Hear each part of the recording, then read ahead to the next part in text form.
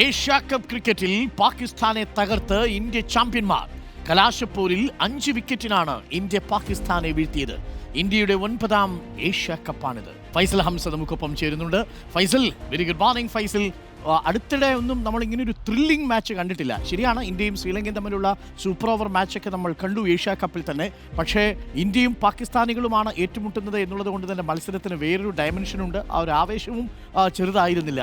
ആദ്യഘട്ടത്തിൽ നമ്മുടെ കയ്യിൽ നിന്ന് വഴുതിപ്പോയ മത്സരമാണെന്ന് തോന്നി. പ്രത്യേകിച്ച് പാകിസ്ഥാൻ ബാറ്റർമാർ ആദ്യത്തെ 10 ഓവറുകളിൽ അടിച്ച് തകർക്കുന്നത് കണ്ടു. പക്ഷേ പിന്നീട് 33 റൺസിനിടെ 9 വിക്കറ്റ് വീഴ്ത്തി ഇന്ത്യ ശക്തമായി തിരിച്ചുവരവ് നടത്തി. തിലക് വർമ്മയുടെയും സഞ്ജു സാംസന്റെയും ശിവം ദുബൈയുടെയും ഒക്കെ രക്ഷാപ്രവർത്തനം ഫലം കണ്ടു.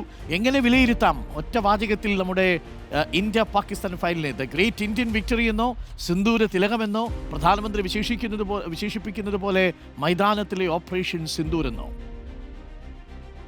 Good morning doctor Arunkumar. ഈ പറഞ്ഞതെല്ലാം വിശേഷിപ്പിച്ചാലും മതിയാവുമോ എന്ന് എനിക്ക് തോന്നുന്നില്ല. കാരണം BCCI അതിനെ വിശേഷിപ്പിച്ചത് 3 അടി തിരിച്ചൊന്നും കിട്ടിയില്ല എന്നുള്ളതാണ്. അതായത് ഇന്ത്യയുടെ ഒരു സമ്പൂർണ്ണ ആധിപത്യം ഈ ഏഷ്യ കപ്പിൽ കണ്ടു നമ്മൾ. ഒരു പക്ഷേ സൂചിപ്പിച്ചതുപോലെ തന്നെ ഒരു 13 ഓവർ വരെ നമ്മളെല്ലാം വലിയ ആശങ്കയിലായിരുന്നു. പാകിസ്ഥാൻ ഇതുവരെ ഇന്ത്യയുമായുള്ള മത്സരത്തിൽ ഈ ടൂർണമെൻറ്റിൽ ഇതുവരെ ഇത്ര നന്നായി അവർ കളിച്ചിരുന്നില്ല, നല്ല തുടക്കം അവർക്ക് ലഭിച്ചിരുന്നില്ല എന്നുള്ളതാണ്. മറുവശത്ത് ഇന്ത്യ സ്വാഭാവികമായും ആദ്യ 2 മത്സരം ജയിച്ചു.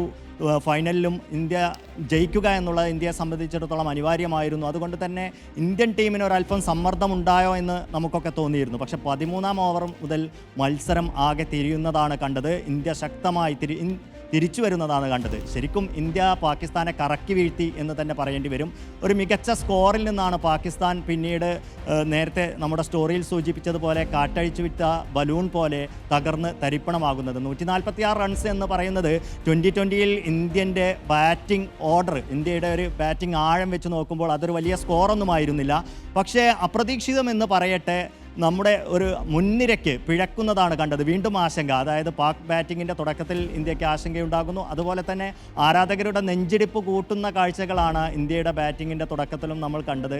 ഗില്ലെല്ലാം പെട്ടെന്ന് പുറത്തു പോകുന്നു. അതോടുകൂടെ തന്നെ ഒരു ഇന്ത്യക്ക് ഒരു വലിയ തിരിച്ചടി ഉണ്ടാകുമോ, നിർണായക മത്സരത്തിൻ്റെ സമ്മർദ്ദം ഇന്ത്യൻ ടീമിനാകുമോ എന്ന് തോന്നിച്ചിടത്താണ് തിലക് വർമ്മയും നമ്മുടെ സ്വന്തം സഞ്ജു സാംസൺ ഒന്നിക്കുന്നത്. അതോടുകൂടിയാണ് മത്സരം തിരിയുന്നത് എന്ന് പറയേണ്ടി വരും. കാരണം 3 വിക്കറ്റിന് 20 റൺസ് എന്ന നിലയിൽ നിന്നാണ് ഇരുവരും ചേർന്ന 4ാം വിക്കറ്റിൽ 57 റൺസിൻ്റെ നിർണായകമായ കൂട്ടുകെട്ട്. ഒരു പക്ഷേ ആ ഒരു വിക്കറ്റ് പെട്ടെന്ന് പോയിരുന്നു എങ്കിൽ ഇന്ത്യക്ക് വലിയ തിരിച്ചടി ഉണ്ടാകുമായിരുന്നു, വലിയ സമ്മർദ്ദം ഉണ്ടാകുമായിരുന്നു. അവിടെയാണ് സഞ്ജുവിൻ്റെ 24 റൺസിൻ്റെ ഒരു പ്രാധാന്യം അവിടെയാണ്. കാരണം ഇരുവരും ചേർന്ന് നേടിയ ആ ഒരു അർദ്ധ സെഞ്ചുറി കൂട്ടുകെട്ടാണ് ഇന്ത്യൻ ഇന്നിങ്സിന് അടിത്തറയിടുന്നത്. സഞ്ജു പുറത്താകുമ്പോൾ റൺസ് ഉയർത്താനുള്ള ശ്രമത്തിനിടെയാണ് സഞ്ജു പുറത്താകുന്നത്.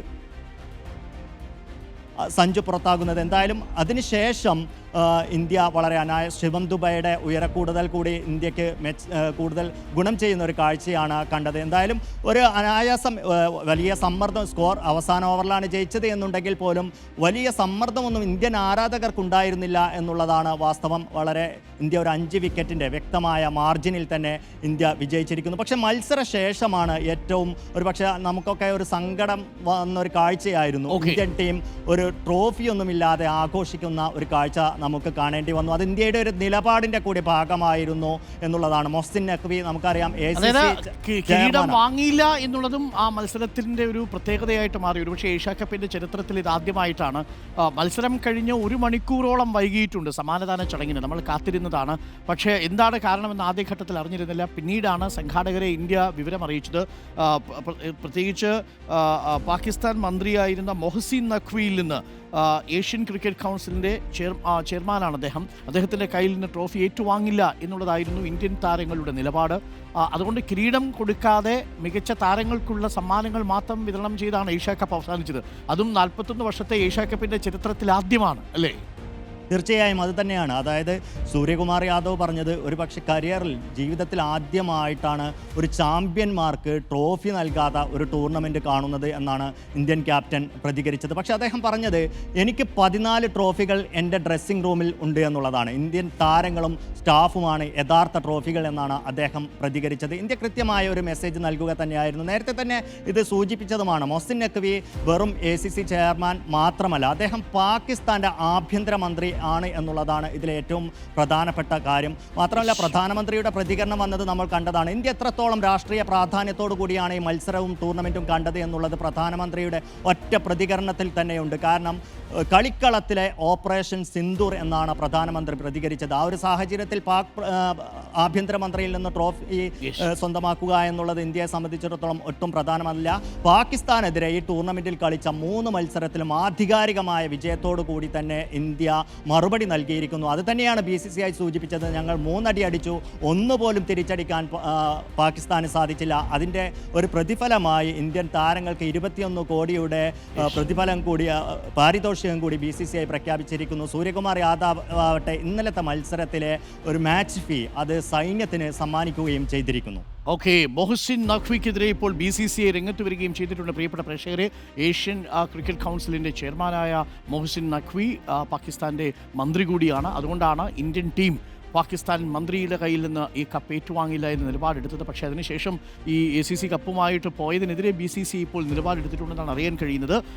സമ്മാനം മറ്റ് താരങ്ങൾക്കുള്ള സമ്മാനങ്ങൾ മാത്രമാണ് വിതരണം ചെയ്തത്. ഇതുവരെ ഒരുപക്ഷെ ഒരു മേജർ ടൂർണമെൻറ്റിലും ഇങ്ങനെയൊരു സംഭവം ഉണ്ടായിട്ടില്ല എന്ന് തോന്നുന്നു. ക്രിക്കറ്റിൻ്റെ ചരിത്രത്തിൽ ഫൈനൽ മത്സരത്തിൽ വിജയിയായ ടീമിന് കപ്പ് സമ്മാനിക്കാതെ പോയി. അതിന് ഇന്ത്യ ആവശ്യപ്പെട്ടത് ഏഷ്യൻ ക്രിക്കറ്റ് കൗൺസിലിൻ്റെ ചെയർമാനൊക്കെ ആയിരിക്കാം.